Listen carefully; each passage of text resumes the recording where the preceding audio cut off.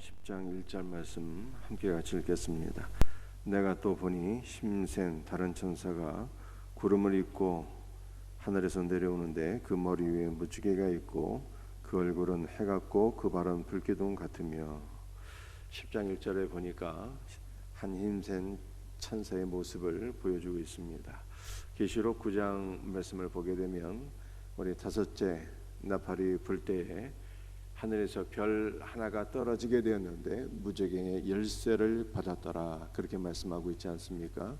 하늘에서 떨어진 별 하나는 악한 천사고 사탄이라고 말씀을 드렸습니다. 그렇다면 10장 1절에 기록된 힘센 천사는 어떠한 존재일까요?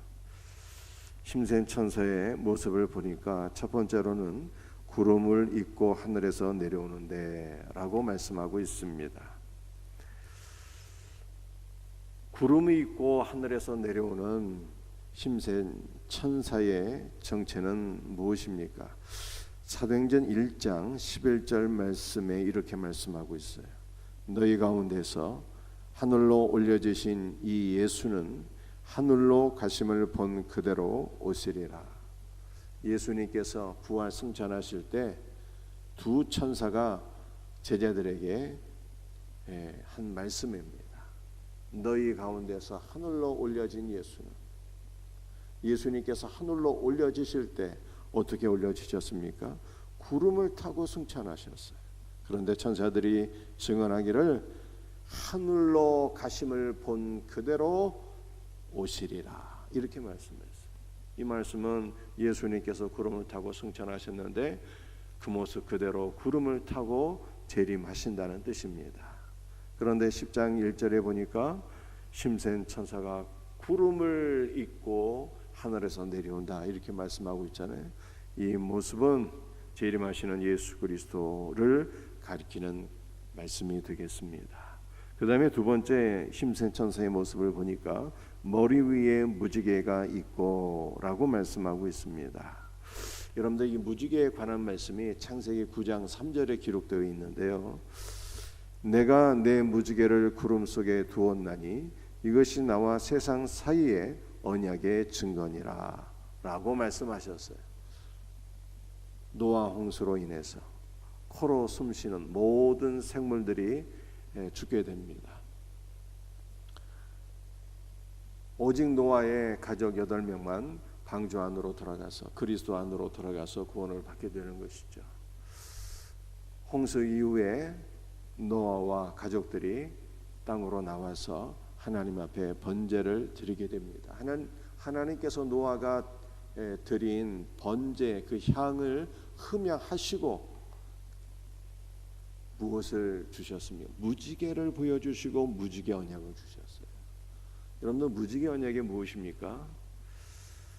우리 하나님께서 다시는 홍수로 땅을 멸하지 아니하겠다고 하는 언약이었어요. 이게 바로 무지개 언약입니다. 그런데 10장 1절 말씀을 보니까 힘센 천사의 머리 위에 무지개가 있다는 것입니다. 이것은 우리 주 예수 그리스도께서 주님의 언약을 기억하시고 주님의 언약을 친히 우리에게 이행하시는 분인 것을 말씀하고 있습니다.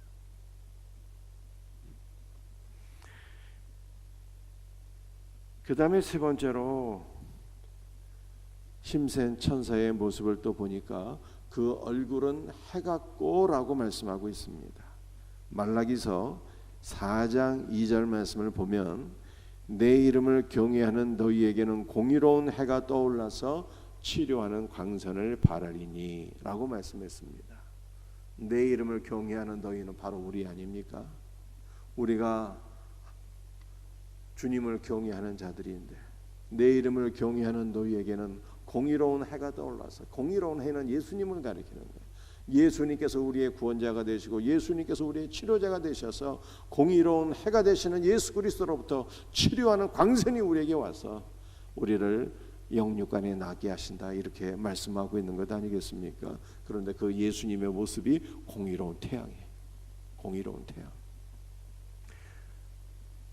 또 계시록 1장 16절 말씀을 보면 그의 오른손에 7별이 있고 그의 입에서 좌우에 날성검이 나오고 그 얼굴은 해가 힘있게 비치는 것 같더라. 우리 예수님께서 소아시아 7교회 가운데 임재하시고 내주하시는 분 아니겠습니까?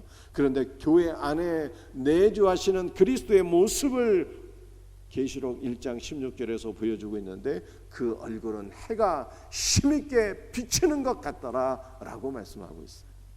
말라기 4장 2절에도 예수님의 공의로운 태양이신데 계시록 1장 16절에도 우리 주님의 얼굴은 해가 힘있게 비치는 것 같다 이렇게 말씀하고 있는 것입니다. 그러므로 계시록 10장 1절에 나타난 힘센 천사 그의 얼굴이 얼굴 해 같다라고 말씀하고 있는 것은요 바로 예수님을 가리키는 것이죠.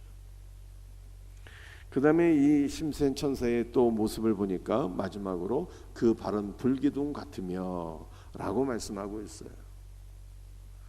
계시록 1장 15절 말씀입니다. 그의 발은 풀무불에 단련한 빛난 주석 같고 그의 음성은 많은 물소리와 같으며 여러분들 7교회 가운데 임재하신 그리스도의 모습을 보니까 그의 발은 풀무불에 단련한 빛난 주석 같고 10장 1절에서 말씀하신 그의 발이 불기둥 같고 라는 말씀과 같은 말씀이에요. 그래서 우리가 10장 1절에 기록된 힘센 천사는 바로 예수 그리스도를 가리킨다라고 하는 것을 여러분들이 이해하시면 되겠습니다.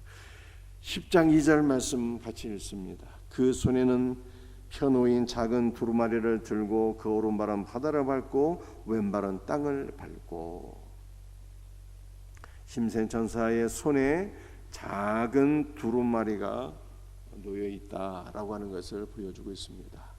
여러분들 이 두루마리 책은요 어떤 책일까요? 계시록 5장 말씀을 보게 되면 보좌에 앉으신 이의 오른손에 7인으로 봉인된 두루마리가 있었습니다.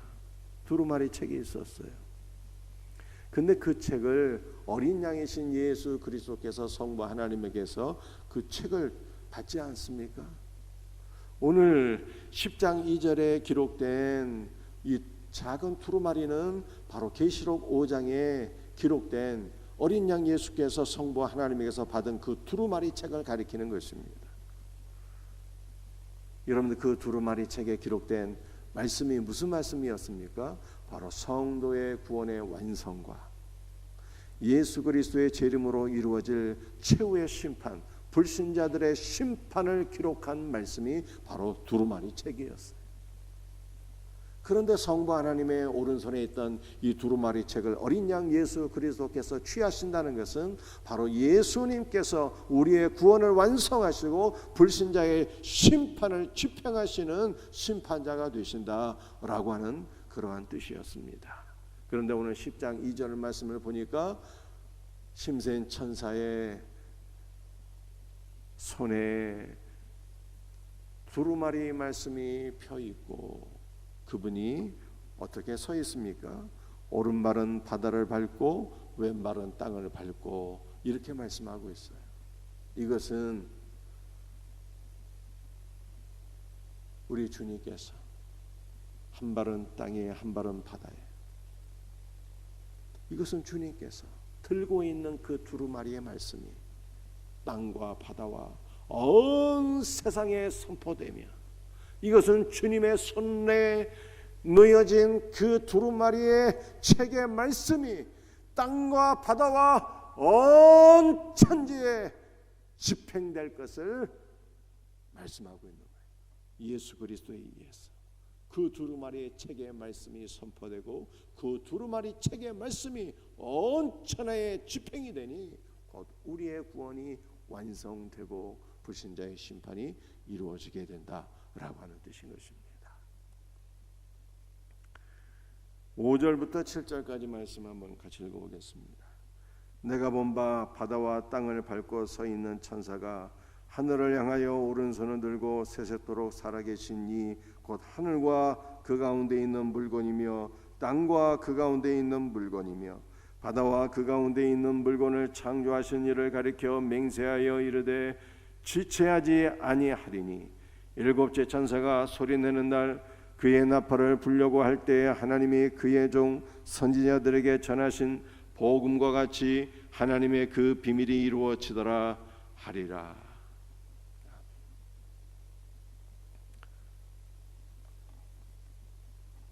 주님께서 성부 하나님을 가리켜 맹세하여 이르되 지체하지 아니하리니 하고, 지체하지 않는, 뭐가 지체하지 않는다는 것입니까?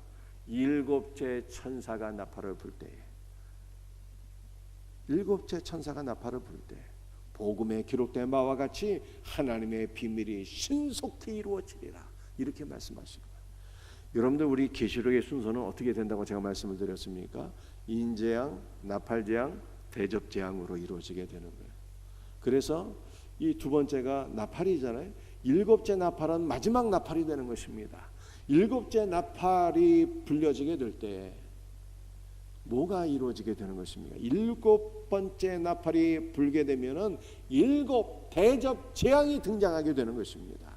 그리고 일곱 대접 재앙이 이루어지게 되면 바로 우리의 구원이 완성이 되고 이 땅에 있는 불신자들의 마지막 심판이 이루어지게 된다는 거예요. 그러므로 일곱 번째 천사가 나팔을 불 때에 하나님의 비밀, 성도의 구원과 예수 그리스도로 인한 성도의 구원의 완성과 예수 그리스도로 인한 마지막 심판이 집행되리라, 이렇게 말씀하고 있는 것이죠. 사랑하는 성도들이여, 이것이 우리의 소망이에요. 일곱 번째 나팔이 불 때 우리 구주 예수 그리스도로 인하여 우리의 구원이 완성돼요. 우리가 주님께서 예비하신 거룩한 새 예루살렘에 들어가게 되는가, 주님과 영원한 연합을 이루게 되는가, 이것이 저와 여러분의 소망인 것입니다. 이 말씀을 붙잡고 마지막 성도의 구원의 완성을 소망하며 기도하며 끝까지 믿음을 지키고 승리하는 복된 성도들이 될 수 있기를 주님의 이름으로 축복합니다. 마지막으로 8절부터 11절 말씀 함께 같이 읽도록 하겠습니다.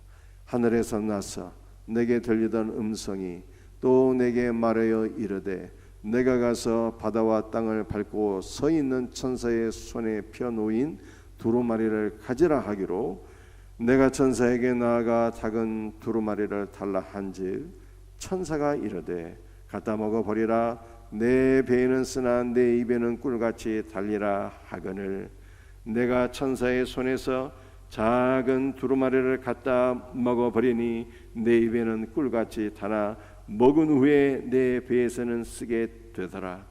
그가 내게 말하기를 내가 많은 백성과 나라와 방언과 임금에게 다시 예언하여야 하리라 하더라.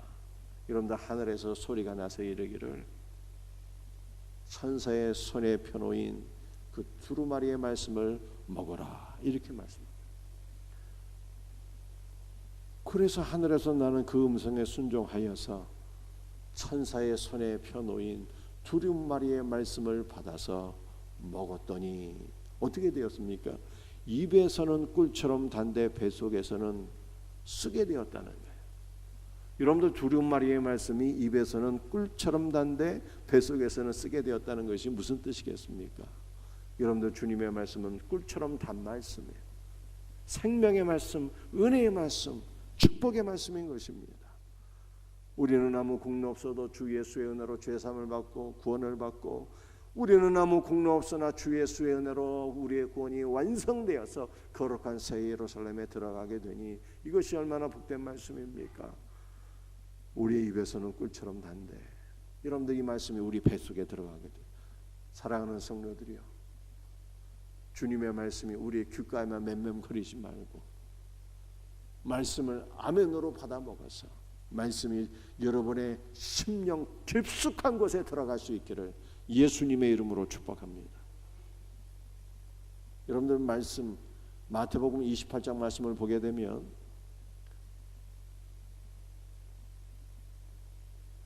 주께서 마지막에 뭐라고 말씀하셨습니까? 내가 너에게 분부한 모든 말씀을 가르쳐 지키게 하라고 그랬어요. 지킨다라고 하는 것이요, 우리 마음속에 말씀이 들어가서 우리의 마음에 말씀이 지켜지고 보존되고 간직되어야 한다는 뜻이에요. 저와 여러분의 심령 깊숙한 곳까지 말씀이 들어가야 되고 우리의 심령에 말씀이 보존되고 간직되기를 예수님의 이름으로 축복합니다. 먹어서 우리 뱃속까지 들어간다 그러잖아요.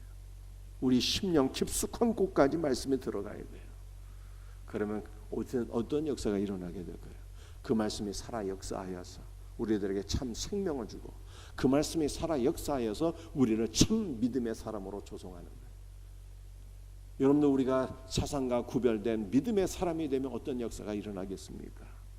세상과 구별되니 한편으로는 세상의 인정을 받을 수도 있지만 또 한편으로는 세상에서 핍박을 받게 돼요. 예수님이 배척을 당하신 것처럼 배척을 당하게 되는 것입니다.